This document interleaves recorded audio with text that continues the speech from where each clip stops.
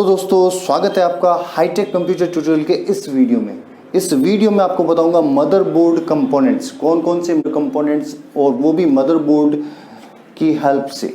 यानी इस मदरबोर्ड में वो कंपोनेंट्स कहाँ पे होते हैं। मैं आपको 6 मेजर कंपोनेंट्स बताऊंगा जो सबसे ज़्यादा प्रतियोगी एग्जाम में पूछे जाते हैं। तो आगे बढ़ने से पहले मैं आप सभी से रिक्वेस्ट करूंगा, अगर आपको ये वीडियो अच्छा लगे तो प्लीज़ इसको लाइक एंड शेयर करें। और मेरे पहले के टॉपिक्स के वीडियो अगर आपको देखना तो मेरे इस वीडियो के डिस्क्रिप्शन में आपको मिल जाएंगे।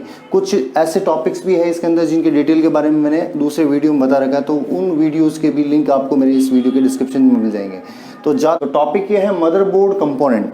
मदरबोर्ड कंपोनेंट में सबसे पहले बायोस चिप, दूसरा माइक्रो प्रोसेसर चिप, और तीसरा CMOS बैटरी, और चौथा RAM chip, and fifth SMPS unit, और लास्ट वन NIC। ठीक है, तो सबसे पहले मैं आपको बता देता हूं मदरबोर्ड में कौन कौन सी चीज कहां पे होती है।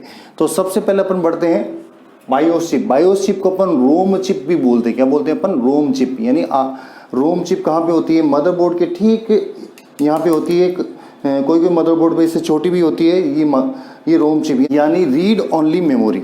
ठीक है, तो इस चिप के द्वारा ही अपन जो भी बूटिंग होता है कंप्यूटर का, जो विंडो ऑपरेटिंग सिस्टम बूट होकर अपन को डेस्कटॉप स्क्रीन पे लेके जाता है, वो इस रोम चिप के कारण होता है। ठीक है, इसमें जो डेटा होता है वो परमानेंटली स्टोर होता है, इसलिए इसको नॉन वोलेटाइल मेमोरी बोलते हैं। यानी इसमें से कभी भी डेटा डिलीट नहीं किया जा सकता। फिर नेक्स्ट वन है माइक्रो प्रोसेसर चिप, यानी जिसको अपन नॉर्मल भाषा में बोलते हैं CPU, central processing unit. Central processing unit कहाँ पे होता है? आपके ठीक मदरबोर्ड के फैन के नीचे आपको एक छोटा सा चिप मिलता है। उस चिप को अपन माइक्रो प्रोसेसर चिप बोलते हैं। ये माइक्रो प्रोसेसर चिप होता है। इस माइक्रो प्रोसेसर चिप को अपन सिलिकॉन चिप भी बोलते हैं, CPU भी बोलते हैं, central processing unit.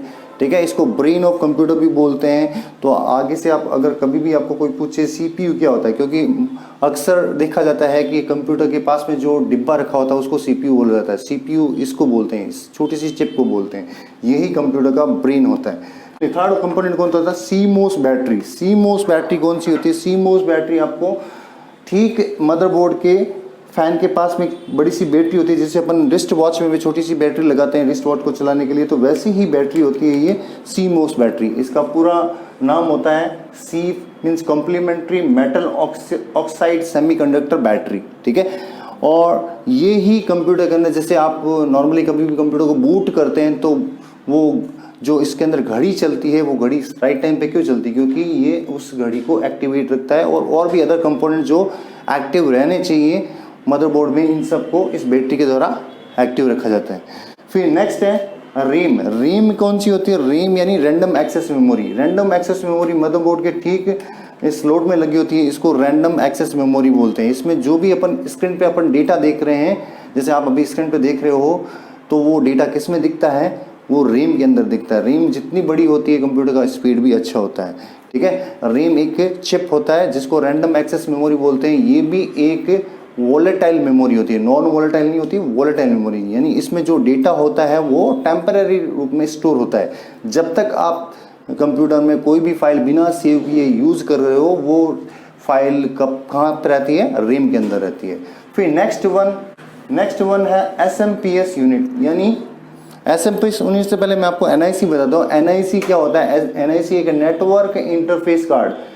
NIC network interface card वो कहाँ पे होता है? मदरबोर्ड में। जैसे ये इसका मदरबोर्ड के अंदर ये NIC है, नेटवर्क इंटरफेस कार्ड।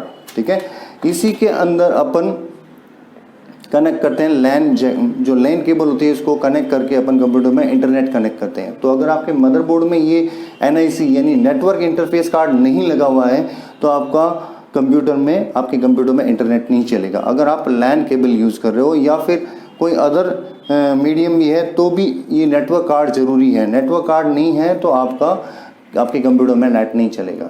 और ठीक इससे पहले मैंने आपको SMPS बोला था। SMPS होता है एक switch mode power supply unit.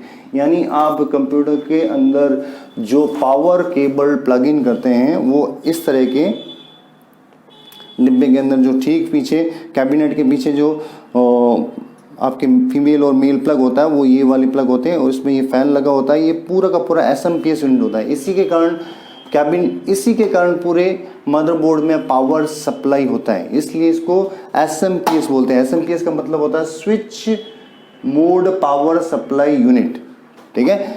तो ये 6 कंपोनेंट थे, इन 6 कंपोनेंट के बारे में आपको ध्यान रखना है। और इनको फिर एक बार बता देता हूं मैं। सबसे पहले बायोस चिप। बायोस चिप में क्या होता है, इसको क्या बोलते हैं अपन, रोम चिप भी बोलते हैं। क्या बोलते हैं इसको, रोम चिप, ठीक है। और ये नॉन वोलेटाइल होती है, नॉन वोलेटाइल, ठीक है। माइक्रो प्रोसेसर क्या होता है, सीपीयू। सीपीयू के बारे में डिटेल में बताया एक वीडियो में इससे पहले, जो आपको मेरे इस वीडियो के डिस्क्रिप्शन में मिल जाएगा। और फिर होता है सीमोस बैटरी, जिसको मैंने बताया था आपको कॉम्प्लीमेंट्री मेटल ऑक्साइड